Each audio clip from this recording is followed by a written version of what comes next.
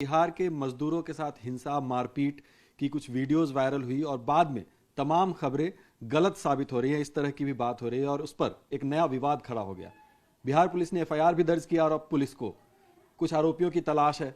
उसमें से कुछ यूट्यूबर्स हैं जिनको गिरफ्तार भी किया गया है और कुछ ऐसे यूट्यूबर्स भी हैं जिनकी तलाश बिहार पुलिस कर रही है। लेकिन इन सब पूरे मामले के पीछे आखिर सच्चाई क्या है और क्यों तलाश रही है पुलिस यूट्यूबर्स को, इस वक्त हमारे साथ बातचीत करने के लिए मनीष कश्यप हैं।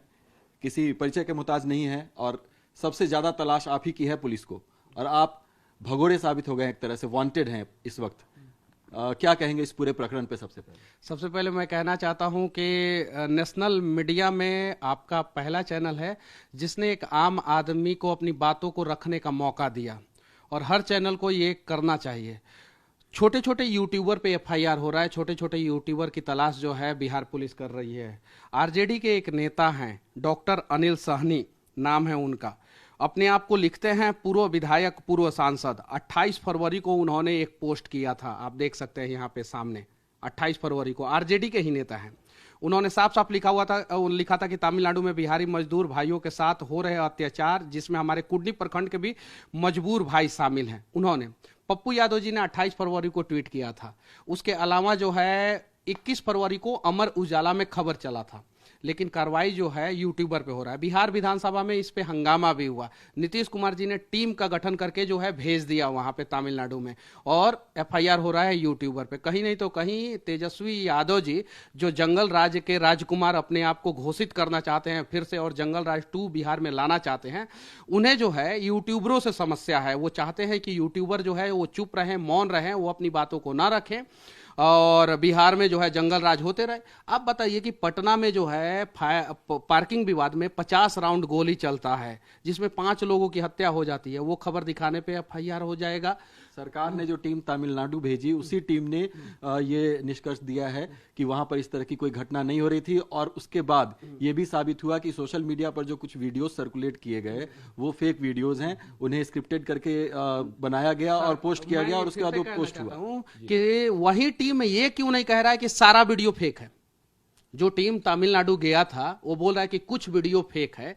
वो टीम ये कह दे कि सारा का सारा वीडियो फेक है, तमिलनाडु में जो भी घटना हुआ वो सारा वीडियो फेक है, वो टीम कह सकता है? नहीं कह सकता है। वो भी अपना तलाश ले रहा है कि हमें क्या बोलना है। कुछ वीडियो फेक है।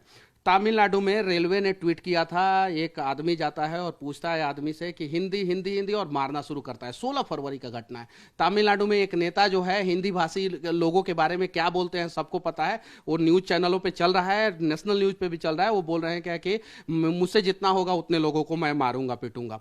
तमिलनाडु की कहानी क्या है कि वहां पे भारतीय जनता पार्टी बीजेपी मजबूत हो रही है और वहां के कुछ लोकल टुटपुजिए नेता उपद्रवी तत्व जो है वो लोग साबित करना चाहते हैं कि बीजेपी जो है हिंदी भाषी बेल्ट की ही पार्टी है, वो तमिलनाडु में नहीं आ सकती है। पिछली बार बीजेपी का परफॉर्मेंस तमिलनाडु में बहुत अच्छा रहा और अगर कंडीशन सही रहा तो इस बार तमिलनाडु में बीजेपी जो है 40 से 50 सीट जीत सकता था।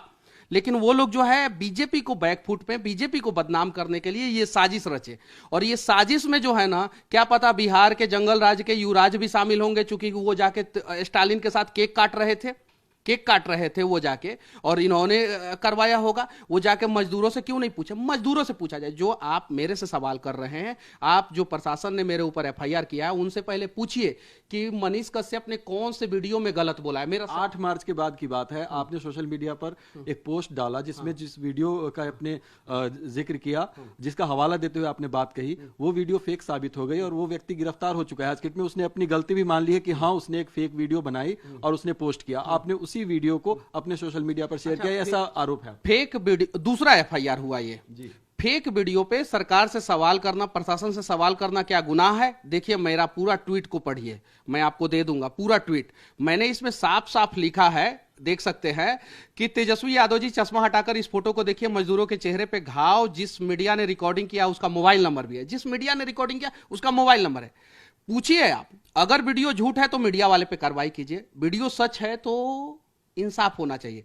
आगे भी मैंने लिखा इसमें और हाँ, इन लोगों को जो मार पड़ी है तमिलनाडु में वो सच है कि झूठ, इसकी जानकारी तो प्रशासन ही देगा, लेकिन बिहार के मजदूर बिहार से बाहर जाके मार खाते हैं, ये बात सत्य है। और ये बात आज भी मैं कह रहा हूं। और सच बोलने से अगर बिहार पुलिस, तेजस्वी यादव की पुलिस, बिहार पुलिस से हमें कोई सिकवा गिला नहीं है, ये तेजस्वी यादव की पुलिस अगर सच बोलने से मनीष कश्यप को जेल में डालेगा तो डाल दे। मैं फौजी का बेटा हूं, मेरे पिताजी ने चारा चोरी नहीं किया है कि मुझे इनकम टैक्स, ईडी, सीबीआई का डर है। मेरा खपड़े का घर है, जांच करा ले, सब कुछ जांच करा ले, मैं गलत पाया जाऊं तो बीच चौराहे पे मुझे फांसी दे दे, लेकिन अगर मैं सही निकलूंगा, बाइज्जत बरी होऊंगा, तो तेजस्वी यादव को क्या सजा मिलना चाहिए, वो मैं आपसे पूछना चाहता हूं। सोशल मीडिया पर आपकी इतनी फॉलोइंग है, लोग जितना ज्यादा आप लिखते हैं उससे ज्यादा देखते हैं कि आप कहते क्या हैं। आपने कहीं ना कहीं इन सारे वीडियो, जो भी वीडियो वायरल हो रही थी वो फेक थी, चाहे कुछ भी थी या प्रमाणिक थी, आपने उस पर बात कही और हजारों लाखों लोगों ने उसको देखा।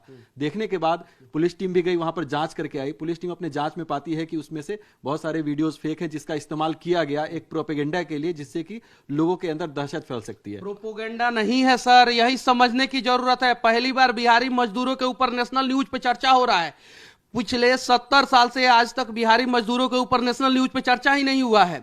चर्चा हो, बिहारी मजदूर सच में बिहार से बाहर परेशान हैं, उनकी हत्याएं हो जाती है, खबर तक पता नहीं चलता है। कितने बिहारी, पूरे भारत में सबसे ज्यादा रिस्की काम कौन करता है? बिहारी मजदूर।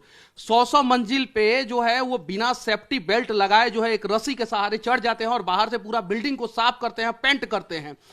50-50 मंजिल पे स्केप फोल्डिंग पे बिना सेफ्टी हेलमेट लगाए, बिना सेफ्टी गियर पहने जो है चढ़ जाते हैं और काम करते हैं। बाहर के मजदूर उसी काम के लिए पर डे 3000 से 5000 रुपया डिमांड करते हैं और बिहार का मजदूर जो है 500 से 1000 रुपया में काम कर देता है। इन सब चीजों पे चर्चा होना चाहिए। और हाँ, सार्वजनिक एक टीम बनाई जाए जिसमें पक्ष और विपक्ष के नेता हों, कुछ मीडिया वाले हों, कुछ रिटायर्ड जज हो, कुछ रिटायर्ड आईएएस आईपीएस अधिकारी हो, मजदूरों पे एक टीम को बनाया जाए, आयोग का गठन किया जाए।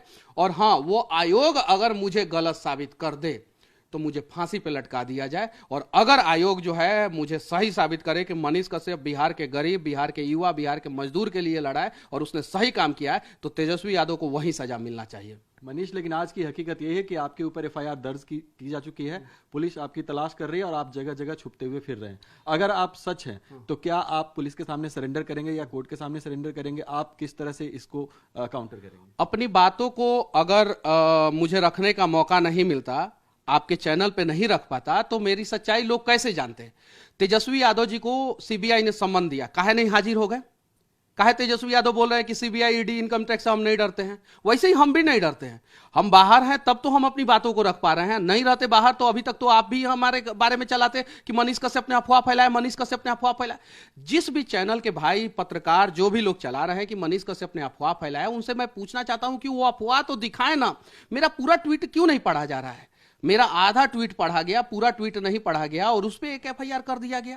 और हाँ, बिहार में यूट्यूबर पे एफआईआर करने से ज्यादा जरूरी है कि बिहार के यूनिवर्सिटियों का सेशन 2.5 साल लेट है। बिहार जो ज्ञान की भूमि, तप की भूमि, त्याग की भूमि हुआ करती थी, जब भारत अखंड भारत हुआ करता था तो मगध साम्राज्य जो है बिहार का था, वहां पे राजा हुआ करते थे मगध नरेश।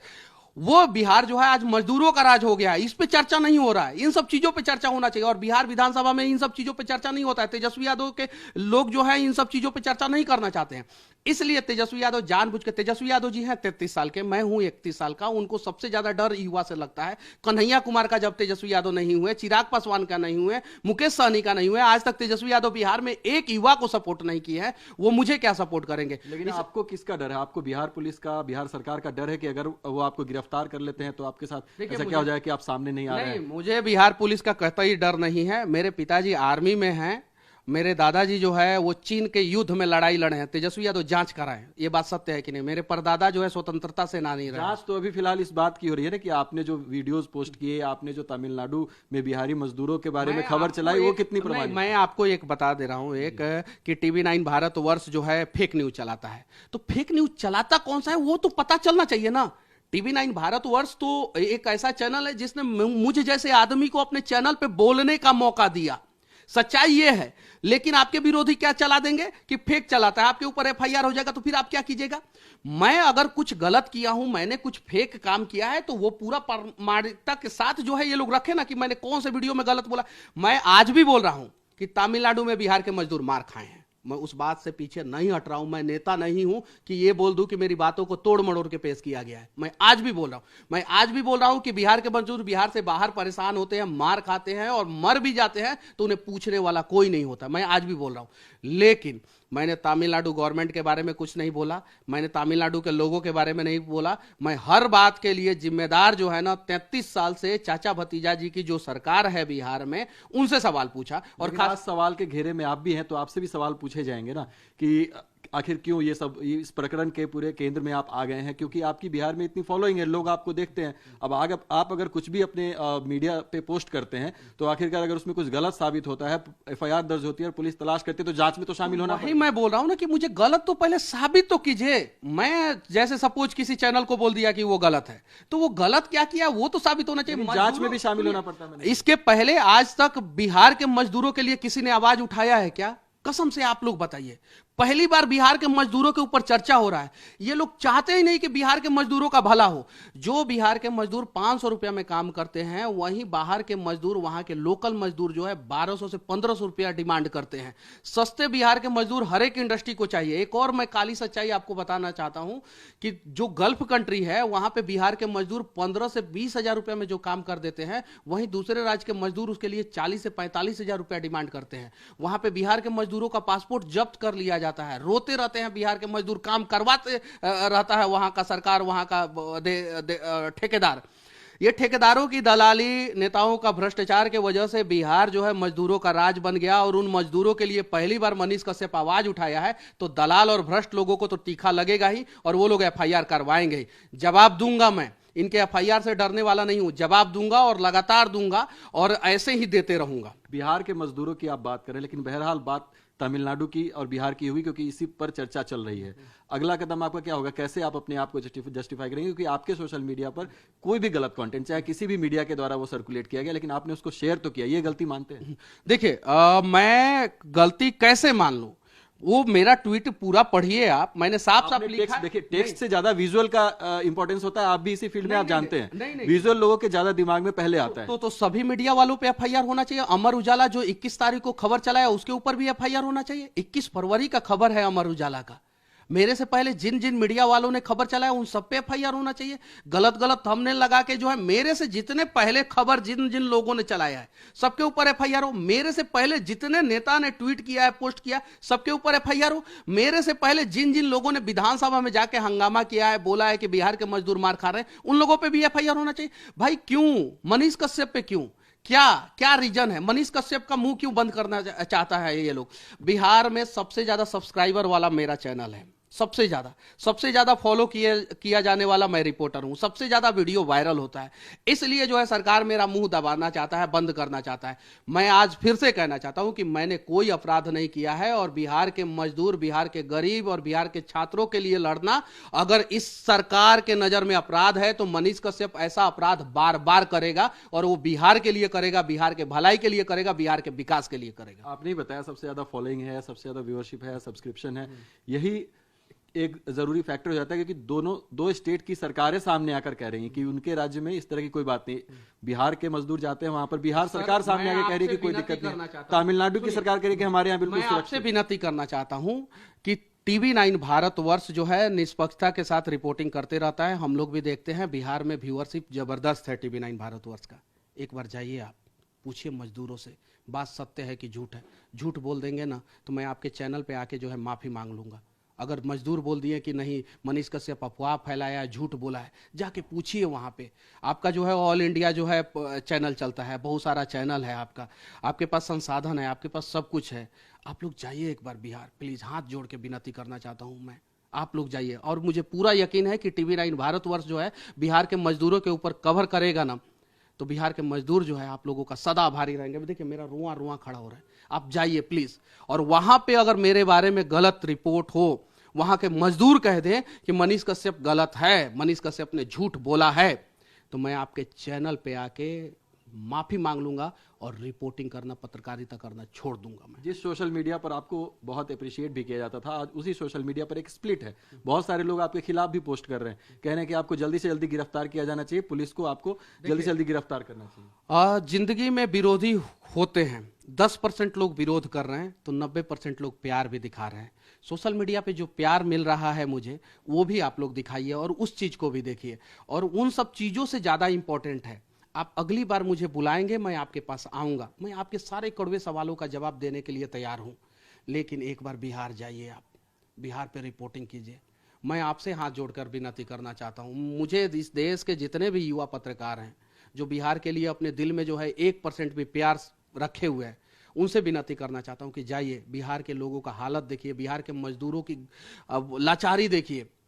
अरे बच्चे पैदा हो जाते हैं, उनके जो है नालों के ऊपर बीबी को लेके जाते हैं, भाड़ा पे घर नहीं मिलता है, मिलता है तो उसका भाड़ा नहीं दे पाते हैं, नाला के ऊपर झोपड़ी बना के रहना पड़ता है। कोई आके मारता है, कोई आके पीटता है, कोई आके बिहारी गाली दे के चला जाता है, कोई कहता है एक बिहारी 100 बीमारी, और हम लोग जो है इस भ्रम में जी रहे हैं एक बिहारी सब पे भारी। आप जाइए और वहां से अगर निगेटिव, मैं फिर से कहना चाहता हूं, वहां पे लोग अगर मुझे गलत बोलेंगे, मैं आपके चैनल पे आके सबसे माफी मांगूंगा और पत्रकारिता करना छोड़ दूंगा। आज जब आप विवादों के केंद्र में है, चर्चा में है, आपका नाम किया, आपने गलत किया, सही किया, खैर वो आगे प्रमाणित होगा, लेकिन आज जब आप विवादों के केंद्र में है तो आप आगे क्या कदम उठाने वाले हैं, ये बताइए। मुझे बिहार के लिए लड़ना है और मेरे जैसे ना जाने कितने लोग मुझसे पहले से बिहार के लिए लड़ रहे हैं। और जो बिहार के लिए लड़ेगा, बिहार को आगे लेके जाने का प्रयास करेगा, बिहार को बनाने का प्रयास करेगा, उसका हम लोग साथ देंगे। जो बिहार को जंगल राज के रास्ते पे ढकेलने का प्रयास करेगा, उसके खिलाफ हम लोग छेनी हथौड़ी लेकर जो है ना, जैसे दशरथ माझी पहाड़ को तोड़ दिया था ना, वैसे ही हम लोग खड़े हो जाएंगे उसके रास्ते में पहाड़ बन के। जिस बिहार की आप बात कर रहे हैं, उसी बिहार में आप पर 6 से 7 मुकदमे पहले से दर्ज हैं, जेल भी जा चुके हैं आप, ये मानते हैं? अब 6 से 7 मुकदमे कौन से दर्ज है, ये भी तो मीडिया वालों को पता रहना चाहिए, लोगों को पता रहना चाहिए। एक मुकदमा है अंग्रेज का मूर्ति तोड़ने का, जो अंग्रेज जो है हमारे चंपारण में नील की खेती हमारे पूर्वजों से कराते थे। एक मुकदमा वो। लहासा मार्केट में आपने कश्मीरियों को पीट दिया। कश्मीरी मुसलमान, कश्मीरी और कश्मीरी मुसलमान में फर्क है, इस चीज को समझिए आप। अगर नहीं फर्क होता तो कश्मीरी पंडित कश्मीर छोड़ के बाहर नहीं आते। पहले इन चीज को समझिए। दूसरा, कश्मीरी मुसलमान जो है लहासा मार्केट में अपने दुकान चलाते हैं, शांति से चलाते हैं, और उनसे सामान हम खरीदते हैं। और हमारे जवान जब कश्मीर में जाते हैं तो उनके ऊपर पत्थरबाजी होता है। पुलवामा अटैक हुआ था, 44 जवान हमारे शहीद हुए थे। और उसके बाद मैं जाके उनसे पूछा था कि आप लोग यहाँ पे इतने सुरक्षित हैं, हम लोग आपको सुरक्षा देते हैं, आप लोगों से सामान खरीदते हैं हम लोग, और हमारे जवानों के ऊपर अटैक होता है, हमारे जवानों के ऊपर बमबारी होता है, हमारे जवान शहीद हो जाते हैं, पत्थरबाजी होता है, तो ये सवाल कौन सा गुनाह है? और ये सवाल पूछने के जुर्म में क्या हुआ था कि वहां पे पुलिस भी थी। ठीक है, पुलिस ने हम लोगों को हटा दिया और बोला कि जाइए। 10 दिन बाद मेरी गिरफ्तारी होती है और सीजीएम ने मुझे बेल दे दिया, क्योंकि मारपीट हुआ ही नहीं था, बहस हुआ था, बातचीत हुआ था। और बातचीत होना चाहिए, हेल्दी बातचीत होना चाहिए। कश्मीरी मुस्लिम को पता रहना चाहिए कि भारत के दूसरे जगह पे अगर हम बिजनेस कर रहे हैं और भारत के दूसरे जगह पे सब लोग हमें सुरक्षा प्रदान दे रहे हैं, तो कश्मीरी पंडितों को, कश्मीर में हमारे देश के जवानों को सुरक्षा कौन देगा? अगर बिहार के लोग बिहार में भारतीय सेना के जवान के ऊपर पत्थर फेंकने लगे तो क्या, तब क्या रहेगा? बंगाल में जो है भारतीय सेना के जवान के ऊपर पत्थर फेंकने लगे तो क्या रहेगा? अगर केरल में भारतीय सेना के जवान के ऊपर पत्थर फेंकना शुरू कर दिया जाए तो क्या? तो वहां के लोगों का भी दायित्व बनता है, रिस्पॉन्सिबिलिटी बनता है। अगर वो देशभक्त हैं तो कश्मीरियों का भी दायित्व बनता है कि हमारे देश के जवानों के ऊपर अगर एक कोई पत्थर फेंकता है तो उसको पकड़ के सामने लाए और उसको सजा दे। लेकिन क्या होता है, सच्चाई है, सबको पता है, जो सेकुलर गैंग है वो कुत्ते की तरह भौं भौं भौं भौं करना शुरू कर देंगे मेरे ऊपर। लेकिन सच्चाई यह है कि पुलवामा अटैक के बाद जो है हम लोग गए थे, पूछे थे, और ये सवाल पूछना कोई गुनाह नहीं था। आपने लड़ाई नहीं की उनसे। चलिए, आपकी ये बात भी मान लेते हैं, आप भारत की, मजदूरों की, किसानों की और राष्ट्रवाद सब चीज़ की बातें करते हैं, लेकिन विवादों से आपका पुराना नाता रहा है और अब आप पर आरोप लग रहे हैं कि आप सिर्फ व्यूअरशिप और जनता को अपने उस पे चैनल पे बटोरने के लिए आप कहीं पे भी भड़काऊ बातें करने लग जाते हैं और कहीं पर भी इस तरह की फेक अफवाह को भी उड़ाने का काम। तो मुझे बताया जाए ना कौन सा फेक अफवाह उड़ाया हूं, मुझे बताया जाए। सवाल जवाब तो आपसे पुलिस करेगी जब गिरफ्तार। हाँ, एकदम सवाल जवाब करेगी, हम सारे सवालों का जवाब देंगे पुलिस को। और क्या पता मेरे से पहले पुलिस जो है वो तेजस्वी यादव को गिरफ्तार कर दे। 600 करोड़ का संपत्ति मिला है, 600 करोड़ रुपया का सही इस्तेमाल किए होते, खाली अपने विधानसभा में इस्तेमाल कर 600 करोड़ रुपया का। लेकिन वो पब्लिक में है, आप पब्लिक से दूर हैं। अभी आप पुलिस आपकी तलाश कर रही है, तो आपको छुपना पड़ेगा। वो भारत के पहले ऐसे व्यक्ति हैं जिनकी माँ और पिता दोनों मुख्यमंत्री रहे हैं, तो उनके पास बड़का बड़का वकील है, करोड़ों की संपत्ति है उनके पास, सब कुछ है, तो पीछे टीम लगा हुआ है। हम खपड़ा के घर वाले हैं, हमें अपनी लड़ाई जो है ना अपने हिम्मत से लड़ना पड़ेगा। बिहार की भी लड़ाई अपने हिम्मत से लड़ना पड़ेगा। अग्रिम जमानत का इंतजार कर रहे हैं आप? हम अग्रिम जमानत का काहे लाख इंतजार करेंगे? हम बस होई वही जो राम रचि राखा, जो राम ने तय किया होगा वही, और उसी रास्ते पे मैं चल रहा हूं। बवंडर है, तूफान आया हुआ है, रास्ता साफ होगा। जहां तक रास्ता दिख रहा है वहां तक मैं चल रहा हूं, जहां तक मुझे समझ में आ रहा है वहां तक मैं चल रहा हूं। मेरे लिए भी कोई सुप्रीम कोर्ट का वकील खड़ा होगा कि नहीं मनीष तुम गलत नहीं हो, सही हो। मेरे लिए जब तक संभव हो सकेगा आप ऐसे ही छुपते रहेंगे? कहां छुपा हूं? एकदम नहीं छुपा हूं, एकदम नहीं छुपा हूं। भगत सिंह क्या छुपते थे? नहीं छुपते थे। क्या चंद्रशेखर आजाद छुपते थे? नहीं छुपते थे। लेकिन गलत सिस्टम, गलत लोगों के खिलाफ जो है, आपको अगर लड़ाई लड़नी है तो 2-4 कदम कभी कभी पीछे हटना भी पड़ता है। तो 2-4 दिन के बाद सरेंडर कर सकते हैं? काहे सरेंडर करेंगे? क्यों सरेंडर करेंगे भाई? अपनी बातों को रखेंगे, क्यों सरेंडर करेंगे? ये चीज है। और हाँ, मैं एक चीज और मैं बता देना चाहता हूं। उत्तर प्रदेश में मैंने कम से कम 100 वीडियो बनाया है। बीजेपी की सरकार है, वहां पे मैंने सवाल पूछा है। मैंने नीतीश कुमार और जब बीजेपी की सरकार बिहार में थी तो कम से कम 1000 वीडियो बनाया है, जिसमें इन दोनों पार्टी के सरकारों से सवाल पूछा है। स्वास्थ्य मंत्री मंगल पांडे हुआ करते थे, बीजेपी के नेता। मैंने सवाल पूछा है, उस समय मुझे तकलीफ नहीं हुआ, दिक्कत नहीं हुआ। जो मीडिया पे पाबंदी कौन लगाता है वो मैं बता देना चाहता हूं। आप बंगाल में जाके जो है पूरा स्वतंत्रता के साथ रिपोर्टिंग नहीं कर सकते हैं। आप जाके देखिए, ये विपक्ष के लोग जो है कहते हैं कि गोदी मीडिया है, दलाल मीडिया है, जिसका आरोप जो है आप लोगों को भी झेलना पड़ता होगा। बड़े बड़े नेशनल न्यूज के बड़े बड़े एंकरों को झेलना पड़ता है। ये खुद लगाते हैं और खुद मीडिया पे पाबंदी लगाते हैं। आप जाके देखिए, केरल में जो है आप स्वतंत्रता के साथ रिपोर्टिंग नहीं कर सकते। आपकी बात ठीक है, लेकिन आप बिल्कुल ये नहीं मानने के लिए तैयार हैं कि मजदूरों के नाम पर, बिहारी मजदूरों के नाम पर, जो कि तमिलनाडु में जिस स्थिति में भी थे या हिंसा हुई या कुछ, उस नाम पर बहुत सारे लोगों ने गलत वीडियो चलाकर और उसका फायदा उठाने की कोशिश की, एक परसेप्शन करने की कोशिश हुई। आप इसमें कुछ गलत ही नहीं हुआ, आप ऐसा मानते हैं? मैं बहुत सारे लोगों की जिम्मेवारी नहीं ले सकता हूं। मैं अपनी बात बोल रहा हूं कि मैंने बिहार के मजदूरों के लिए कुछ गलत नहीं बोला है। मैं बिहार के मजदूरों के लिए लड़ूंगा, बिहार के गरीबों के लिए लड़ूंगा, और मैंने कुछ गलत नहीं किया है। और जिस दिन वो लोग बोलेंगे, बिहार के मजदूर, बिहार के गरीब, बिहार के लोग जिनके लिए लड़ाई मैं लड़ता हूं, कि नहीं मनीष कश्यप तुम गलत हो, उस दिन मैं पत्रकारिता करना छोड़ दूंगा। जब तक वो लोग मेरे साथ है तब तक मैं उनके लिए लड़ता रहूंगा। और सरकार को आप खुली चुनौती दे रहे हैं? सरकार? कौन सा सरकार की बात करते हैं महाराज? आपने आपातकाल देखा है? नहीं देखा है। आपके पिताजी देखे होंगे आपातकाल, 1984 का वो दौर, उसके पहले का दौर इंदिरा गांधी ने 1979 में जो भी लगाया था। हम लोग तो उस समय नहीं थे, ठीक है। 84 में तो उनके साथ जो हुआ वो नहीं होना चाहिए, इंदिरा गांधी जी के साथ, ठीक है। बिहार के हर एक आदमी जो है आपातकाल की स्थिति से गुजर रहा है। जाके पूछिए एक बिहारियों का दर्द जो है, कभी कभी नेशनल न्यूज पे आप लोग दिखाइए। बिहार में कुछ गलत होता है वो तो दिखाते हैं आप लोग, लेकिन बिहारी किस दर्द से गुजर रहा है, बिहारी को कौन कौन सी समस्या हो रही है, उस चीज को दिखाइए आप लोग। फिर पता चलेगा। अरे हर बिहारी, ज्यादातर बिहारी जो दलाल नहीं है, जो सिस्टम में नहीं बैठा है, जो नेता नहीं है, जो साधारण बिहारी है, मजदूर है, गरीब है, वो आपातकाल की स्थिति से गुजर रहा है। और उस आपातकाल की स्थिति में पहुंचाने वाले यही लोग हैं जो 1990 से लेकर 2023 तक सत्ता के शीर्ष सिंहासन पर बैठे हुए हैं। पत्रकारों से कोई गलती नहीं हुई? मतलब पत्रकार से गलती नहीं होता है, एक बात जान जाइए। चाहे वो आप हो, चाहे मैं हूं, चाहे कोई भी हो। कोई भी पत्रकार जब कलम लेके निकलता है ना, तो वो इस उम्मीद से निकलता है कि हम देश का भला करेंगे। इस देश में सबसे कठिन काम पता है कौन कौन से लोग करते हैं? 3 लोग। एक इस देश का जवान जो अपनी जान की बाजी लगा के देश का सुरक्षा करता है। एक इस देश का किसान जो गर्मी हो, ठंडा हो, बरसात हो, जमीन का सीना चीर के फसल उगाता है और खुद भूखा सो जाता है। और तीसरा पत्रकार जो अपने इंसाफ के लिए कभी आवाज नहीं उठाता है, लेकिन किसी के आंखों में आंसू आ जाए तो उसके लिए माइक और कलम लेके जो है उतर जाता है, और उसका माइक और कलम ही तलवार बन जाता है। लेकिन पत्रकारों को क्या मिलता है? कभी कोई पत्रकार के लिए क्यों नहीं लड़ा? आज तक एक पत्रकार के लिए समाज लड़ा हो? बताइए आप। मैं आपको बताऊंगा कि ऐसे सैकड़ों पत्रकारों की हत्या इस देश के अनेकों कोने में हुई है। कोई नहीं लड़ता सर, आपके साथ अगर कुछ हो जाएगा ना तो आपके परिवार को पूछने तक नहीं आएंगे। लेकिन देश में 3 लोग सबसे खतरनाक काम करते हैं।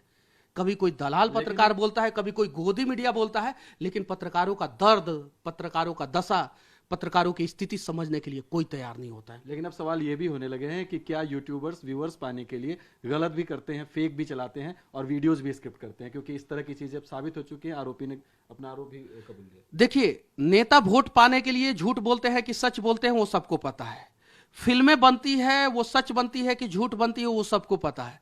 लेकिन अगर कोई पत्रकारिता कर रहा है तो वो व्यूअरशिप के लिए नहीं करता है, ये बात याद रखिएगा। वो इंसाफ दिलाने के लिए करता है, और जो पत्रकार ईमानदारी पूर्वक इंसाफ दिलाता है ना, उसको व्यू भी ज्यादा आता है।